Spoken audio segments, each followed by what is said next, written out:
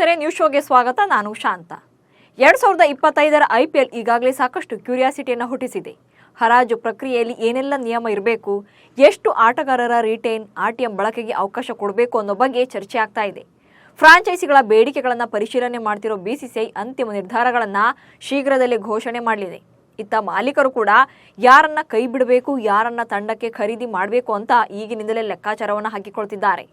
ಅದರಲ್ಲೂ ಎಲ್ಲಾ ಫ್ರಾಂಚೈಸಿ ಮಾಲೀಕರ ಕಣ್ಣು ಆ ಮೂವರು ಆಟಗಾರರ ಮೇಲೆಯೇ ನೆಟ್ಟಿದೆ.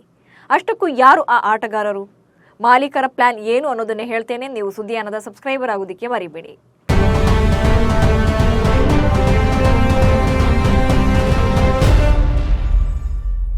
IPL ಬಿಡ್ಡಿಂಗ್ ಅಂದ್ರೇನೆ ಹಬ್ಬ. ಅದರಲ್ಲೂ ಈ ಬಾರಿಯ IPL ಹರಾಜಿನಲ್ಲಿ ಹಿಂದಿನ ದಾಖಲೆಗಳೆಲ್ಲ ಉಳಿಸಾಗೋ ಲಕ್ಷಣಗಳು ಕಾಣ್ತಾ ಇದೆ. ಯಾಕಂದ್ರೆ ಈ ಬಾರಿ ಬಿಡ್ಡಿಂಗ್ ಅಂಗಳಕ್ಕೆ ಸೂಪರ್ ಸ್ಟಾರ್ ಆಟಗಾರರ ಎಂಟ್ರಿ ನೀಡಲಿದ್ದಾರೆ. ಹೀಗಾಗಿ ಸಹಜವಾಗಿಯೇ ಕುತೂಹಲ ಕೂಡ ಹೆಚ್ಚಾಗಿದೆ. ಫ್ರಾಂಚೈಸಿಗಳ ಮಾಲೀಕರು ಭಾರತೀಯ ಆಟಗಾರರ ಮೇಲೆ ಹಣದ ಮಳೆಯನ್ನೇ ಸುರಿಸೋಕೆ ರೆಡಿಯಾಗಿದ್ದಾರೆ. ಸ್ಟಾರ್ ಆಟಗಾರರನ್ನೇ ತಂಡಕ್ಕೆ ಸೆಳೆದು ಚಾಂಪಿಯನ್ ಪಟ್ಟಕ್ಕೇರೋದು ರಣತಂತ್ರವನ್ನು ರೂಪಿಸುತ್ತಿದ್ದಾರೆ. ಅದರಲ್ಲೂ ಈ ಮೂವರು ಆಟಗಾರರ ಬಿಡ್ಡಿಂಗ್ನ ತಲೆ ಎಲ್ಲರ ಚಿತ್ತ ನೆಟ್ಟಿದೆ. ಮೊದಲನೇದಾಗಿ ರೋಹಿತ್ ಶರ್ಮಾ. IPL ಇತಿಹಾಸದಲ್ಲೇ one of the best captain and player. ಸದ್ಯ ಮುಂಬೈ ಇಂಡಿಯನ್ಸ್ ತಂಡದಲ್ಲಿರೋ ರೋಹಿತ್ ಶರ್ಮಾ ಮುಂದಿನ ಸೀಸನ್ಗೆ ತಂಡ ಬಿಡೋ ಸಾಧ್ಯತೆ ಹೆಚ್ಚಾಗಿದೆ. ಗುಜರಾತ್ ಟೈಟಾನ್ಸ್ ಇಂದ ಹಾರ್ದಿಕ್ ಪಾಂಡ್ಯರನ್ನ ಟ್ರೇಡ್ ಮಾಡಿದ್ದ ಮುಂಬೈ ಇಂಡಿಯನ್ಸ್ ತಂಡ ನಾಯಕತ್ವವನ್ನು ನೀಡಿತ್ತು. ಇದರಿಂದ ರೋಹಿತ್ಗೆ ಅಸಮಾಧಾನಗೊಂಡಿದ್ರು. ಆದರೆ ನಂತರದ ಸಿಚುಯೇಷನ್ ತುಂಬಾನೇ ಬದಲಾಗಿದೆ. ರೋಹಿತ್ ತಮ್ಮಲ್ಲಿ ಇನ್ನೂ ನಾಯಕತ್ವದ ಗುಣಗಳು ಇವೆ ಅನ್ನೋದನ್ನ T20 ವಿಶ್ವಕಪ್ ಗೆಲ್ಲುವ ಮೂಲಕ ಸಾಬೀತು ಮಾಡಿ ತೋರಿಸಿದ್ರು.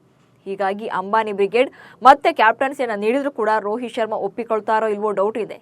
ಹಾಗೇನಾದ್ರೂ ಹರಾಜಿಗೆ ಬಂದಿದ್ದೇ ಆದಲ್ಲಿ ರೋಹಿತ್ರನ್ನ ತಮ್ಮ ತಂಡಕ್ಕೆ ಸೇರಿಸಿಕೊಳ್ಳೋಕೆ ಹಣದ ಹೊಳೆಯನ್ನೇ ಹರಿಸೋಕೆ ಮಾಲೀಕರು ರೆಡಿಯಾಗಿದ್ದಾರೆ. ಯಾಕಂದ್ರೆ ರೋಹಿತ್ ಸ್ಟಾರ್ ಪ್ಲೇಯರ್, ಆರಂಭಿಕರಾಗಿ ಕಣಕ್ಕಿಳಿಯೋದಲ್ಲದೆ ನಾಯಕನಾಗಿ ಕೂಡ ತಂಡಕ್ಕೆ ನೆರವಾಗಬಲ್ಲರು. ಹಾಗೆ ಮತ್ತೊಬ್ಬ ಆಟಗಾರ ಅಂದ್ರೆ ಅದು ಕನ್ನಡಿಗ KL ರಾಹುಲ್. ಈ ಬಾರಿ ಎಲ್ಲರ ಚಿತ್ತ ಕದ್ದಿರುವ ಇನ್ನೊಬ್ಬ ಭಾರತೀಯ ಆಟಗಾರ.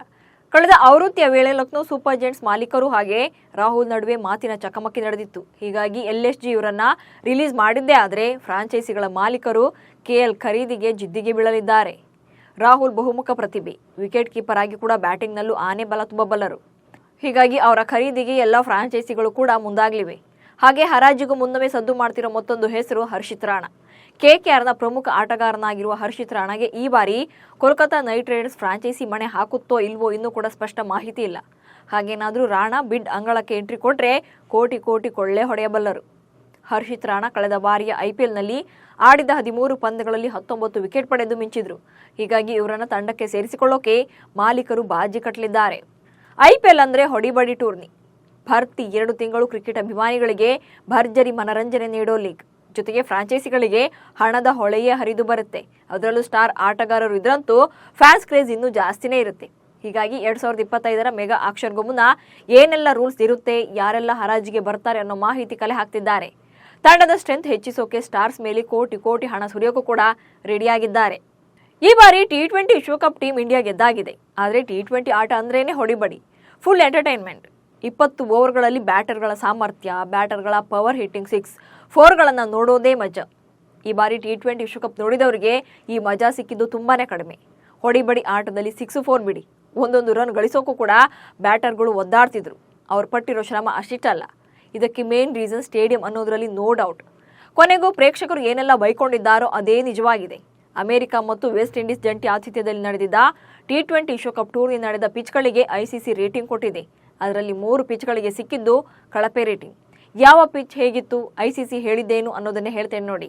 T20 ವಿಶ್ವಕಪ್ ಮುಕ್ತಾಯವಾಗಿ 2 ತಿಂಗಳೇ ಆಗಿದೆ. ಇದಾದ ಬಳಿಕ ಅಂತಾರಾಷ್ಟ್ರೀಯ ಕ್ರಿಕೆಟ್ ಕೌನ್ಸಿಲ್ ಪಿಚ್ ರೇಟಿಂಗ್ಗಳನ್ನು ಬಿಡುಗಡೆ ಮಾಡಿದೆ. ಎಲ್ಲ 52 ಪೂರ್ಣಗೊಂಡ ಪಂದ್ಯಗಳನ್ನು ಒಳಗೊಂಡಿರುವ ವರದಿಯಲ್ಲಿ 3 ಪಂದ್ಯಗಳ ಪಿಚ್ಗಳನ್ನು ಅತೃಪ್ತಿಕರ ಎಂದು ಪರಿಗಣಿಸಲಾಗಿದೆ. ಸೂಪರ್ 8 ಹಂತದ ಪಂದ್ಯಗಳನ್ನು ಆಯೋಜನೆ ಮಾಡಿದ್ದ ನ್ಯೂಯಾರ್ಕ್ನ ನಸೌ ಕೌಂಟಿ ಕ್ರಿಕೆಟ್ ಸ್ಟೇಡಿಯಂ ಪಿಚ್ ಅನ್ನು ಅತ್ಯಂತ ಕೆಟ್ಟ ಪಿಚ್ ಎಂದು ಪರಿಗಣಿಸಲಾಗಿದೆ. ಇಲ್ಲಿ ನಡೆದಿದ್ದ ಶ್ರೀಲಂಕಾ ಮತ್ತು ದಕ್ಷಿಣ ಆಫ್ರಿಕಾ, ಭಾರತ ಮತ್ತು ಐರ್ಲೆಂಡ್ ಪಂದ್ಯಗಳ ಪಿಚ್ಗಳನ್ನು ಅತೃಪ್ತಿಕರ ಎಂದು ICC ರೇಟಿಂಗ್ ನೀಡಿದೆ. ದಕ್ಷಿಣ ಆಫ್ರಿಕಾ ವಿರುದ್ಧ ಶ್ರೀಲಂಕಾ 77 ರನ್ಗಳಿಗೆ ಆಲ್ಔಟ್ ಆಗಿದ್ರೆ ಭಾರತದ ವಿರುದ್ಧ ಐರ್ಲೆಂಡ್ ಕೇವಲ 96 ರನ್ ಗಳಿಸಿತ್ತು. ಈ ಸ್ಟೇಡಿಯಂನ ಪಿಚ್ನಲ್ಲಿ ಗರಿಷ್ಠ ರನ್ ದಾಖಲಾದುದು 137 ರನ್. ಕೆನಡಾ ಮತ್ತು ಐರ್ಲೆಂಡ್ ವಿರುದ್ಧ ಈ ಮೊತ್ತ ದಾಖಲಾಗಿತ್ತು. ಇನ್ನು ವೆಸ್ಟ್ ಇಂಡೀಸ್ನ ಟ್ರಿನಿಡಾಡ್ ಪಿಚ್ನಲ್ಲಿ ನಡೆದಿದ್ದ ದಕ್ಷಿಣ ಆಫ್ರಿಕಾ ಮತ್ತು ಅಫ್ಘಾನಿಸ್ತಾನ ನಡುವಿನ ಸೆಮಿಫೈನಲ್ ಪಂದ್ಯವನ್ನು ಕೂಡ ಅತೃಪ್ತಿಕರ ಎಂದೇ ಪರಿಗಣಿಸಲಾಗಿದೆ. ನಸೌ ಕೌಂಟಿ ಸ್ಟೇಡಿಯಂನಲ್ಲಿನ ಪಿಚ್ ಬಗ್ಗೆ ಟೀಂ ಇಂಡಿಯಾದ ನಾಯಕ ರೋಹಿತ್ ಶರ್ಮಾ, ಕೋಚ್ ಆಗಿದ್ದ ರಾಹುಲ್ ದ್ರಾವಿಡ್ ಅವರೇ ಅಂದೇ ಅಸಮಾಧಾನವನ್ನು ವ್ಯಕ್ತಪಡಿಸಿದರು. ಇದು ಕ್ರಿಕೆಟ್ ಆಡೋಕೆ ಸೂಕ್ತವಾಗಿಲ್ಲ ಎಂದು ಕೂಡ ಹೇಳಿದರು. ಜೊತೆಗೆ ಭಾರತ ಐರ್ಲೆಂಡ್ ಪಂದ್ಯದ ವೇಳೆ ನಾಯಕ ರೋಹಿತ್ ಶರ್ಮಾ ಅವರು ಇಂಜುರಿ ಸಮಸ್ಯೆಗೂ ಕೂಡ ಒಳಗಾಗಿದ್ದರು. ಮುಡಾ ಹಗರಣದ ವಿರುದ್ಧ ಬಿಜೆಪಿ ಮತ್ತು ಜೆಡಿಎಸ್ ಆಡಳಿತಾರೂಢ ಕಾಂಗ್ರೆಸ್ ಮತ್ತು ಸಿಎಂ ಸಿದ್ದರಾಮಯ್ಯ ವಿರುದ್ಧ ಹೋರಾಟವನ್ನು ತೀವ್ರಗೊಳಿಸಿದೆ. ಇದರ ಬೆನ್ನಲ್ಲೇ ವಿಪಕ್ಷಗಳ ಕಾಲದಲ್ಲಿ ನಡೆದ ಭ್ರಷ್ಟಾಚಾರಗಳ ಬಗ್ಗೆ ಕೂಡ ತನಿಖೆ ಮಾಡುವ ಸುಳಿವನ್ನ ರಾಜ್ಯ ಸರ್ಕಾರ ನೀಡಿದೆ. 2007ರಲ್ಲಿ ಅಂದು ಮುಖ್ಯಮಂತ್ರಿಯಾಗಿದ್ದ ಎಚ್.ಡಿ. ಕುಮಾರಸ್ವಾಮಿ ಗಣಿ ಮತ್ತು ಖನಿಜ ನಿಯಮಗಳನ್ನು ಉಲ್ಲಂಘನೆ ಮಾಡಿ ಶ್ರೀ ಸಾಯಿ ವೆಂಕಟೇಶ್ವರ ಮಿನರಲ್ಸ್ ಕಂಪನಿಗೆ 550 ಎಕರೆ ವಿಸ್ತೀರ್ಣದ ಗಣಿ ಗುತ್ತಿಗೆ ಮಂಜೂರು ಮಾಡಿದ್ದಾರೆ ಎಂಬ ಆರೋಪ ಇದೆ. ಈ ಪ್ರಕರಣ ಸಂಬಂಧ ಕುಮಾರಸ್ವಾಮಿ ವಿರುದ್ಧ ದೋಷಾರೋಪ ಪಟ್ಟಿ ಸಲ್ಲಿಸಲು ಅನುಮತಿ ನೀಡುವಂತೆ ಎಸ್ಐಟಿ ರಾಜ್ಯಪಾಲರಿಗೆ ಪತ್ರ ಬರೆದಿದೆ. ಈ ಸಂಬಂಧ ಮಾತನಾಡಿರುವ ಸಿಎಂ ಸಿದ್ದರಾಮಯ್ಯ, ಕುಮಾರಸ್ವಾಮಿ ಅವರನ್ನ ಬಂಧಿಸುವ ಅಗತ್ಯವಿದ್ದರೆ ಮುಲಾಜಿಲ್ಲದಲ್ಲೇ ಬಂಧನ ಮಾಡ್ತೀವಿ ಎಂದು ಎಚ್ಚರಿಕೆ ಕೊಟ್ಟಿದ್ದಾರೆ. ಮುಖ್ಯಮಂತ್ರಿ ಆಗಿದ್ದ ಕಾಲದ ಪ್ರಕರಣ ಇದೀಗ ಮುನ್ನೆಲೆಗೆ ಬಂದಿರೋದ್ರಿಂದ ಕೇಂದ್ರ ಸಚಿವ ಎಚ್.ಡಿ. ಕುಮಾರಸ್ವಾಮಿ ದಿಢೀರ್ ಸುದ್ದಿಗೋಷ್ಠಿ ನಡೆಸಿದರು. ಬಂಧನದ ಬಗ್ಗೆ ಚರ್ಚೆ ವಿಚಾರವಾಗಿ ಮಾತನಾಡಿರುವ ಕುಮಾರಸ್ವಾಮಿ, ನನ್ನನ್ನು ಬಂಧಿಸಲು 100 ಸಿದ್ದರಾಮಯ್ಯ ಬರಬೇಕು ಎಂದು ಟಾಂಗ್ ನೀಡಿದ್ದಾರೆ. ನನಗೆ ಭಯ ಶುರುವಾಗಿದೆಯಾ, ನನ್ನ ನೋಡಿದ್ರೆ ಹಾಗೆ ಅನಿಸುತ್ತಾ ಎಂದು ತಿರುಗೇಟು ನೀಡಿದ್ದಾರೆ.